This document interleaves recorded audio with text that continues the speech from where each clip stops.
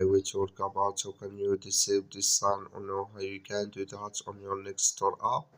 So all you have to do in the first, you just go up of your photo profile, click on it here.